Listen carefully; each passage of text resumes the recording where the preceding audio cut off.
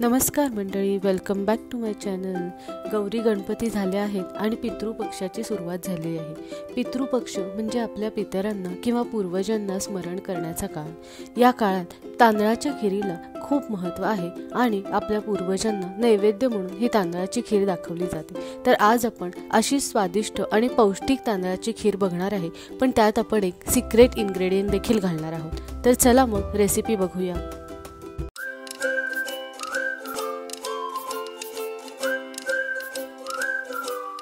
यासाठी आपल्याला साहित्य लागणार आहे. अर्धी वाटी तांदूळ, साधारण 2 ते 2.5 वाट्या साई सकट तूप, 1 ते 2 चमचे साजूक तूप, ड्रायफ्रूटची पावडर किंवा भरड, साखर, ओले खोबरे, खारीक पावडर, वेलची पावडर आणि केशराच्या काड्या. सर्वप्रथम तांदूळ आपल्याला धुवून घ्यायचे आहेत. येथे मी आंबेमोहर कणी हा तांदूळ घेतलेला आहे. या खिरीसाठी शक्यतो सुवासिक तांदूळ घ्यावा आणि कणी तांदूळ घ्यावा, पण आपल्याकडे जर अख्खा तांदूळ असेल तर मिक्सरवर त्याच्या कण्या करून घ्याव्यात किंवा बारीक करून घ्यावा. तांदूळ 2 वेळा स्वच्छ धुवून 15 ते 20 मिनिटांसाठी बाजूला ठेवावा. यानंतर कढई किंवा पॅनमध्ये 1 ते 2 चमचा साजूक तूप घालावे आणि त्यावर हा धुतलेला तांदूळ घालून छान परतून घ्यावे. खीर छान होण्याची अजून एक टीप म्हणजे तांदूळ तुम्ही जेवढा छान परतून घ्याल तेवढी खीर अधिक स्वादिष्ट होते. तांदूळ परतल्यामुळे खीर चिकट देखील होत नाही, त्यामुळे तांदूळ छान परतून घ्यावा. तांदूळ छान परतला गेला की त्यामध्ये ओले खोबरे व ड्रायफ्रूट्स घालावेत. मी शक्यतो ड्रायफ्रूट्स तांदळाबरोबरच घालते, त्यामुळे ते तुपावर छान परतले जातात आणि छान एक क्रंचीपणा त्यांच्यात येतो. ओले खोबरे वापरणे हे ऑप्शनल आहे, पण या खिरीमध्ये तुम्ही याचा नक्की वापर करून बघा, कारण कोकणाकडील भागात या खिरीमध्ये नारळाचे दूध वापरले जाते आणि त्यामुळे त्याला एक छान अशी टेस्ट येते. त्यामुळे ओले खोबरे देखील नक्की वापरून बघा. सर्व छान परतल्यानंतर यामध्ये दूध घालायचे आहे. दुधाबरोबरच मी दुधाची साय देखील घेतली आहे, त्यामुळे या खिरीला छान क्रीमी टेक्स्चर येते.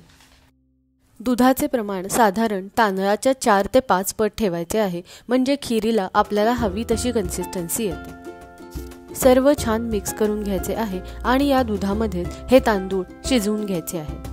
मंडळी, या खिरीला सारखे सारखे मधून मधून हलवावे लागते, नाहीतर ही खीर तांदूळ असल्यामुळे पातेल्याला किंवा कढईला चिकटण्याची शक्यता असते. त्यामुळे मध्ये अधे ही खीर सारखी ढवळत राहा.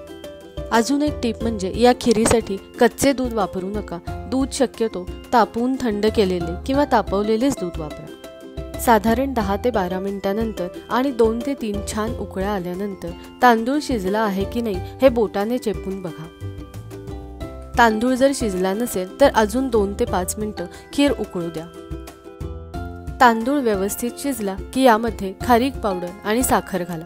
मंडळी, खारीक पावडर हा यातील सिक्रेट इन्ग्रेडियंट आहे.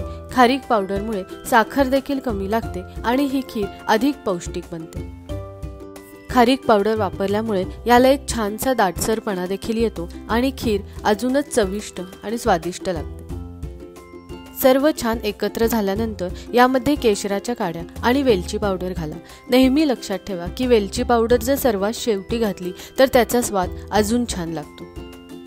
सर्व छान मिक्स झाले की व्हिडिओमध्ये दाखवल्याप्रमाणे कन्सिस्टन्सी आली की गॅस बंद करा.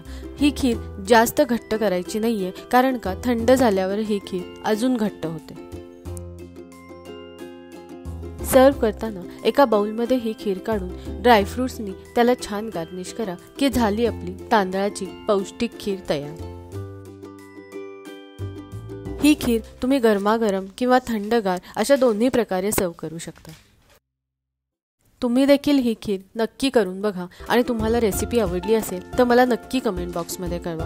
माझ्या रेसिपीज जर तुम्हाला आवडत असतील तर नक्की लाईक, शेअर आणि माझ्या चॅनलला सबस्क्राईब करा. व्हिडिओ शेवटपर्यंत बघितल्याबद्दल खूप खूप धन्यवाद.